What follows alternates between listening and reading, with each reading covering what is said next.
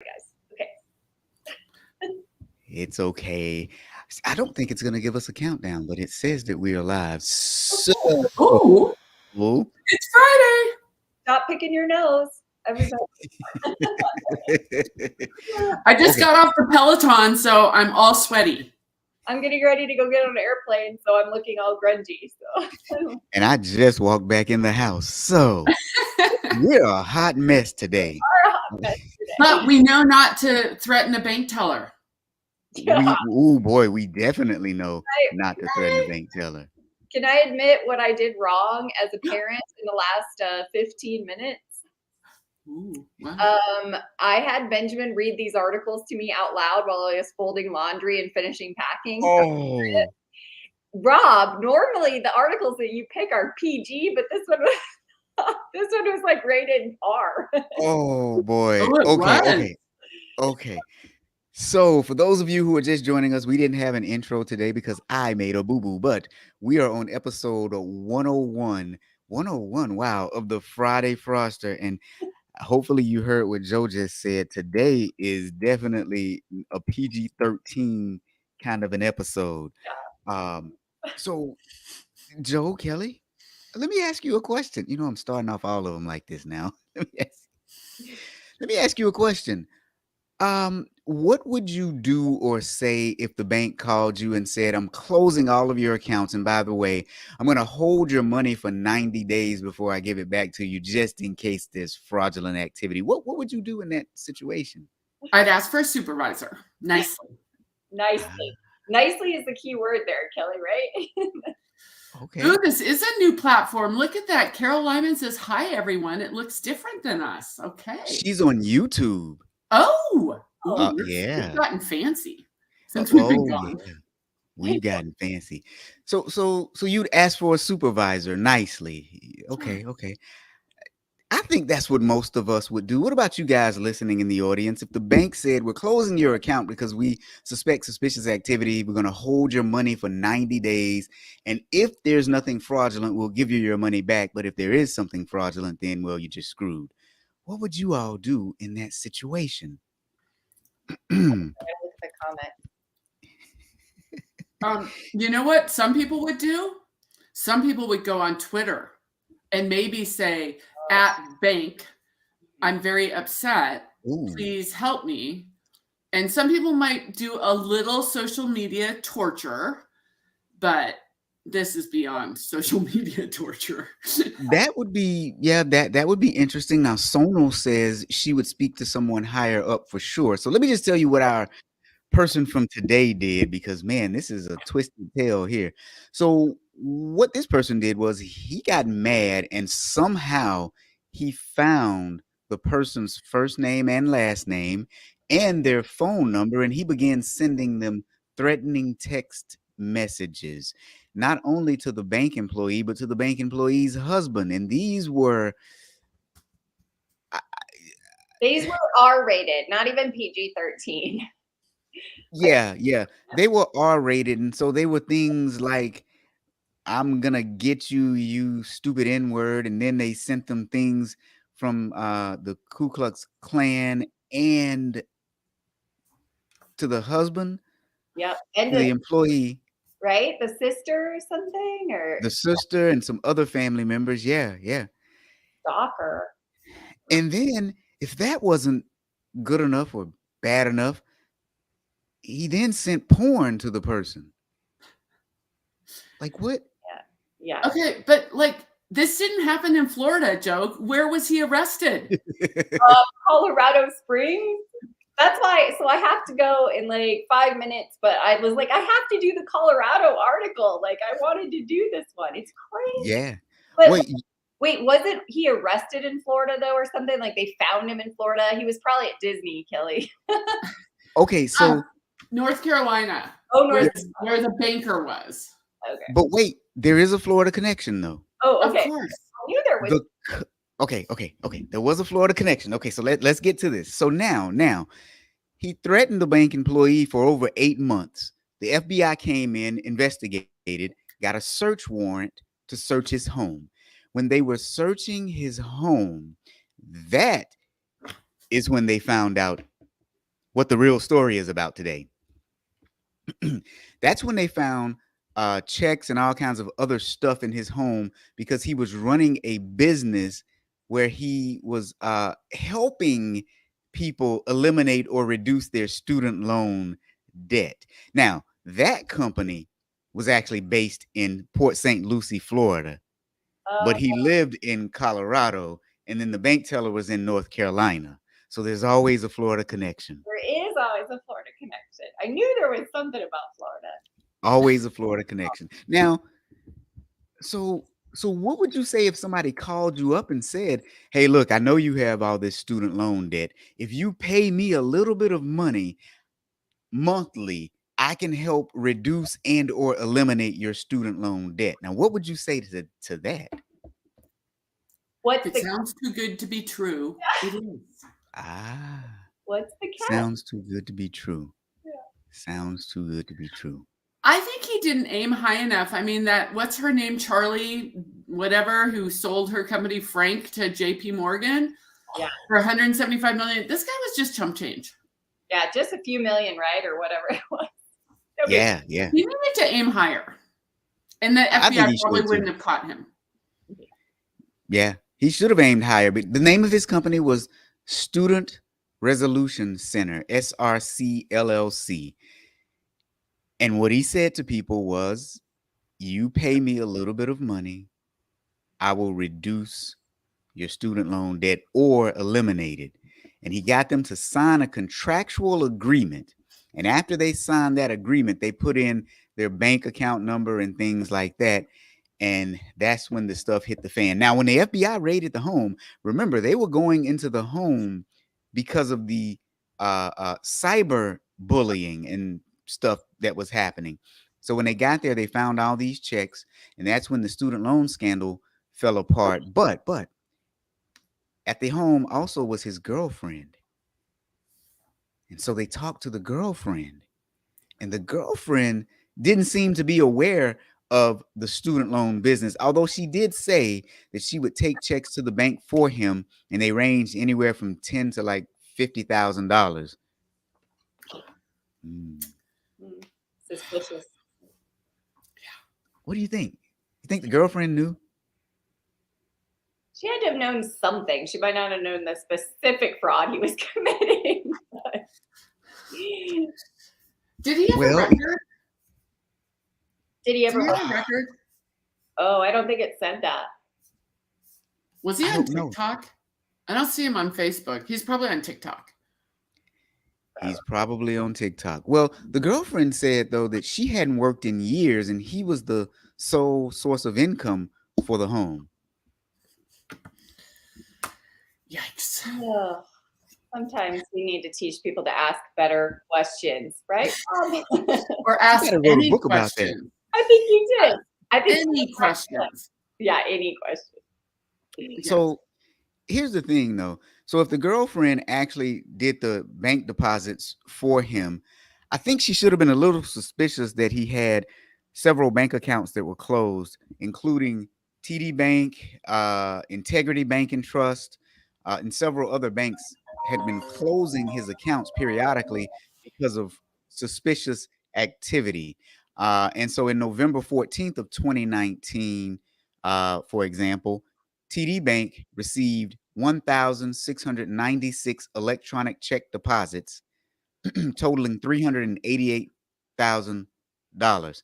And now of those 1,696 deposits, 583 were refunded and returned after complaints of fraud were filed. And then that's when TD closed the bank. So let's get this straight.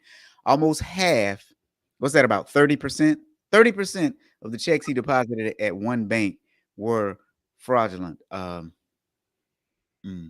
he wasn't even depositing, like, was he depositing the real student loan checks in there, or the payments from the students? Is that what we think?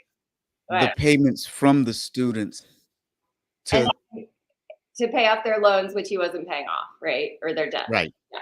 So they probably caught on and started like stop paying on checks and stuff. And then that's why the bank started shutting down his account, right?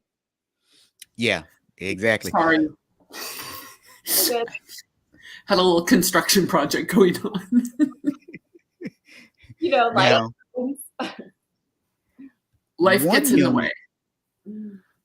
one young lady said that he collected payments from her for almost a year, and she saw no reduction or write-off of her student loan. As a matter of fact, her student loan is probably behind now. that's so sad. I mean, a lot of them that we do are sad, like whether it's elderly but like students. I mean, come on. I mean, at least the Frank. This is gonna sound bad. The Charlie Javis or whatever her name was. I mean, at least she just made up students. She wasn't like hurting students in any way, right? Like she just hurt JP Morgan, which I mean, hello, they should have like looked at the data that they were buying since they were just buying it for the data, which is a whole nother, unethical thing. So let's do a little side note on that one real quick. Okay. So JP Morgan Chase found out that these were fraudulent students when they tried to send an email, because I'm assuming they purchased it because there were 4 million students registered. So when they tried to send out an email, something like 75% of the emails bounced back as not being legitimate emails. Now, I don't care what you say about Elon Musk. People think that he's crazy, but he at least did some due diligence on Twitter and found that they had a ton of fraudulent accounts before he went through with the purchase. That's not hard to do. So if Elon could do it. Well, I had at data on my podcast, and they're like, it would have taken us 15 minutes. Right. 15 minutes. So Yeah. the people at JP Morgan should be listening to my podcast. They should be. They should be. All right, I have to go, you guys, but enjoy. Safe travels. Bye. I'll see you all next. Bye. See ya. Whew. Okay, so now where are we going? We went through that one real quick because I knew Joe had to leave. So they talked to some of the victims, and I'm just going to read you some of the statements of what some of the victims said. One lady said, "The company has taken money out of my account and cannot be reached. I signed an agreement. How dumb of me. They are still taking money out of my account, which should have been done in March. Here it is, August. They cannot be reached. I just want my money back."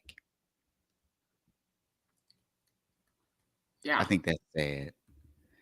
Well, these people this is going to be like a breakup, a bad breakup, something that you remember for your whole entire life, and you're going to second guess yourself. It's Yes. kind of like pig butchering. It's like romance scams. It's like, elder financial abuse. This is unfortunately, very bad learning experience for them they're never going to remember the dollar amount. They're going to remember how they felt. Yep, for sure. And you'd hope that somebody is able to help them. So let's just be frank about this. We know that the federal government owns a vast majority of the student loans, and we see the federal government doing a lot of things that are wasteful, like the PPP loans and stuff like that during the pandemic, where they're saying that these PPP loans, the losses might end up being, hundreds of billions of dollars in fraud. So at some point, can we start helping real people with real problems? Like when will we get to that point? Because these people, granted, what they did was wrong and they should have known better. But if we're really talking about helping people, how about we help some of these people? One lady said, this is a student loan payoff scam. You are contacted via phone and told that they will help consolidate or pay off your student loans under the new Obama law, which is not in effect yet. So this was a while back with this one, right? You are sent a contract via email. If you stop payments because you realize it is a scam, the representative named Patrick Kelly harasses you via phone, email, and text. He calls your work, your relatives, and threatens legal action. There is never an address or permanent phone number to respond to. Most of the phone numbers come out of Ogden, Utah, and the company's name they are using is the Student Resolution Center, LLC. I am able to attach paperwork that does not have personal information such as a social security number. I do have a lot of text messages, but I do not know how to attach them. So this was someone talking to the Better Business Bureau saying I can send you information showing that they've wronged me and that they won't stop. So this is totally different, but I scheduled a Lyft for tomorrow morning at 3:30. And then I found someone else who would in my neighborhood who does this regularly. So I went to cancel the scheduled Lyft. I spent an hour on Twitter last night DMing them. And they're like, we can't cancel it. And then they're like, you're just going to have to get up a few hours before and try and cancel it then. I was like, I don't want someone showing up at my house at 3:30 in the morning and being angry at me. Like, Right. it's like, especially if they see the other driver there. And it's like, but the whole point tied to this is like, I shouldn't have to spend literally an hour last night Googling how to cancel scheduled lifts. I had to send screenshots to them. And it's annoying. Like, it was an hour, and granted, I was watching TV and multitasking, but can you imagine something like this that goes on for months and months and months, and you're not getting any response? It's enough to drive you crazy, because it was crazy last night DMing them, and they just kept going in circles. It is. It makes you lose a little bit, just a little bit of faith in humanity sometimes, right? It's Well, nuts. yeah. And you know what? I told them, I said, I'm just going to like no longer use Lyft and I'll go back to Uber. And I don't really like Uber, but the only time I won't do it at my home, now I have a person that's local that can do it. I'd rather give them the money than give them money to a big corporation that literally they said, we on our end cannot physically or cancel your scheduled thing. And I'm like, how is it that big tech cannot cancel a scheduled ride? And they literally want me to wake up an hour before the Lyft is supposed to come and cancel it. And I know they're going to charge me the $5 cancellation fee, which I'll dispute. But like, my bigger concern is someone's going to get up at 3 a.m. to give me a ride, and they're going to like be upset. And I don't want someone in my yard screaming at me at 3:30 in the morning. And it seems like hearing that the company would actually say, you know what, maybe there is something that we can do. And you know what, too? This is kind of a lesson for us all. When you see a company that has bad customer service, you probably shouldn't deal with them. Now, check this out. There were some other people in this case. One victim told the FBI that she wrote a check for $174.99 in March of 2020 to the company to reduce her student loans. Then she said she made a monthly payment of $174.99 for approximately 1 year, but her loan balance was never reduced. Listen, if anybody calls you and says that they want you to make a payment to them that you owe to somebody else, it's probably not a good idea. So she was making payments to this scam company supposedly to pay off her student loan, and she did that for over a year. So that's a year's worth of payments that she's missing that she probably doesn't have the money to cover. Well, yeah. I mean, so I had my health insurance company call me like, I don't know, 3 weeks ago. And they're like, you've been selected to do a telehealth call with a nurse practitioner. And I was like, and it showed the phone number. And I listened to it for a little bit, and they're like, can you verify your date of birth? And I'm like, no. Nope. And they're like, can you? And I'm like, no. And they're like, so you don't want to take part in this? And I'm like, Nope. no, because you guys have all the information if you're legit. And I was like, and they're like, okay, well, then you're not getting this benefit. And I'm like, who cares? Didn't ask for it. Yeah. It was just like, no, I'm not verifying stuff from some person because you can spoof numbers. It's easy to spoof. Not that I have done it. That is the new thing that they're doing now too, is spoofing numbers. So yeah, which brings up another really good point. If you're calling customer service, if customer service calls you, Don't give them any information, especially when they're acting as if they don't have it. You just know when they're acting suspicious. Can you give us your social security number? No. Can you give us your date of birth? No. Would you like a blood sample? Is that what you're asking for next? I mean, what? Yeah. Yeah. So, yeah. And you know what? Sometimes they catch you like at a time. I have a home warranty issue. The guy called me at 7 p.m. the other night. I was just like, yeah. Like, I think they purposely call during times that they know you're distracted. Dinner time, early in the morning, like they know you're distracted. I don't know. Is that happened to people in the chat? Oh, yeah, absolutely. I know it's happened to me. I'm sure it's happened to some other folks too. Let us know if that's happened to you. But you know what? Here's what's crazy about this one now. So this thing started off with a bank teller being cyber stalked and cyber harassed. The FBI gathering evidence, text messages, emails, all kinds of stuff, showing with vile messages, including pornography. So we know that this person was being harassed. This person's family members were being harassed. And so when they went into this man's home, that's when the fraud scheme with the student loans unraveled.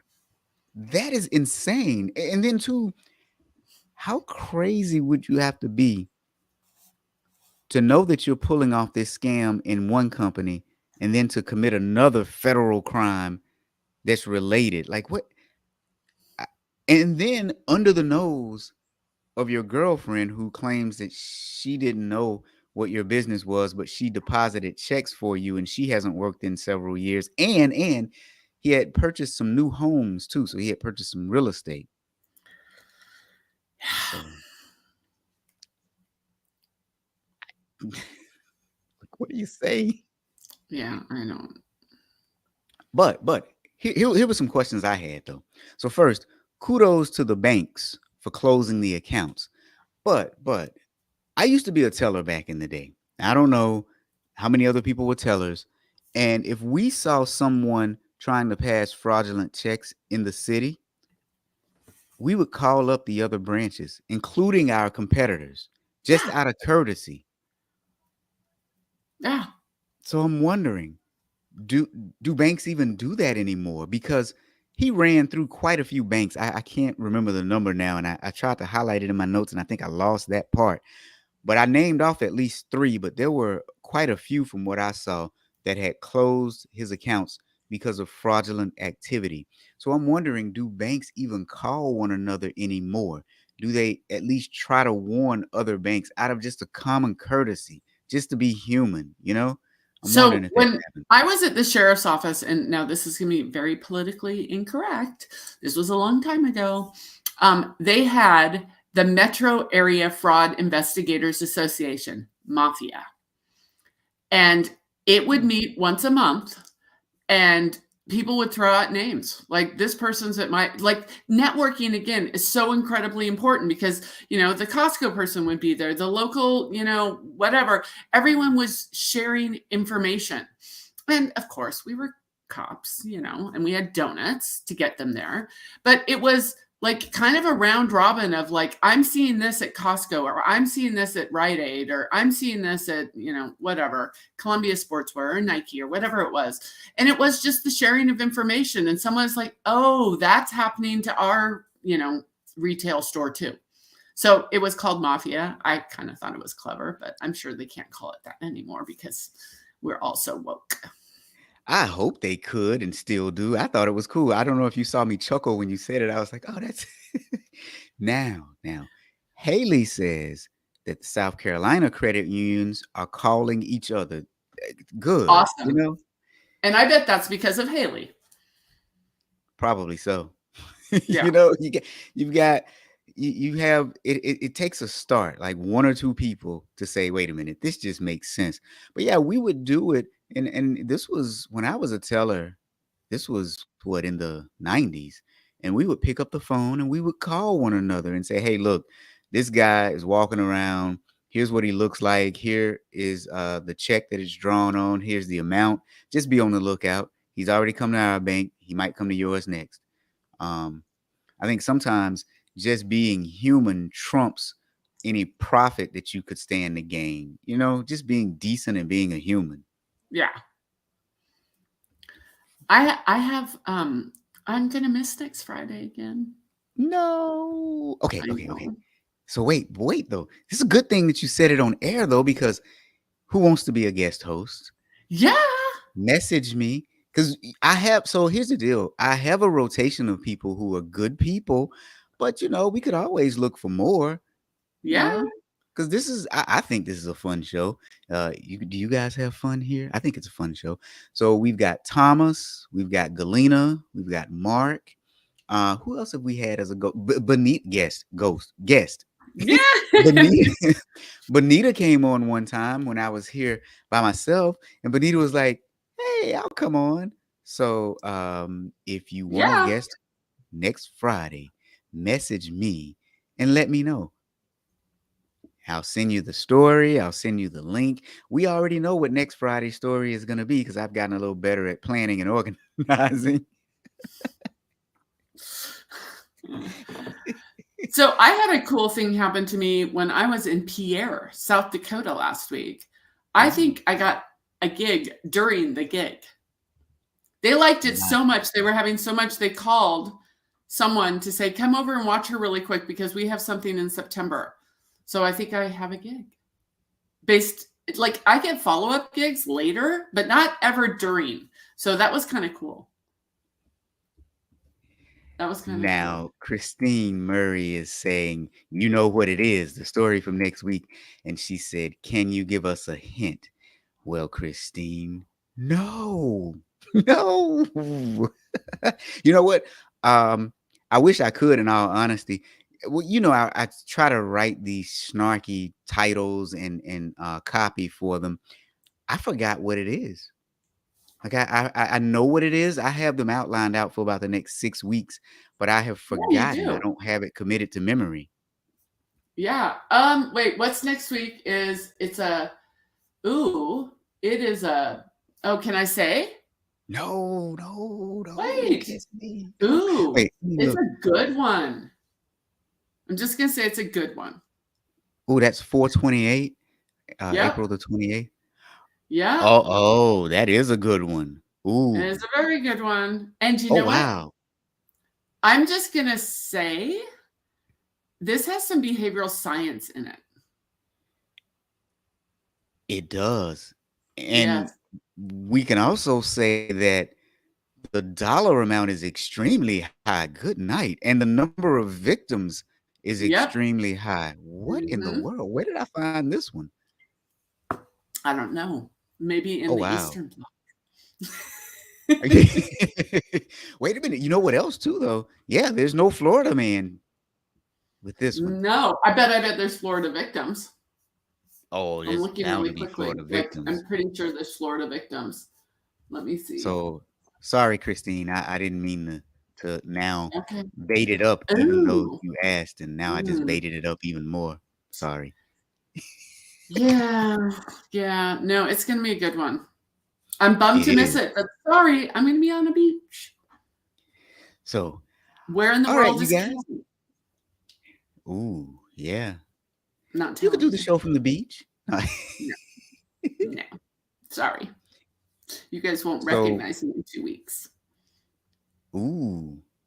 What? I will have vitamin D. I will have sun. Very true. Very true. Christine says we're all good. No.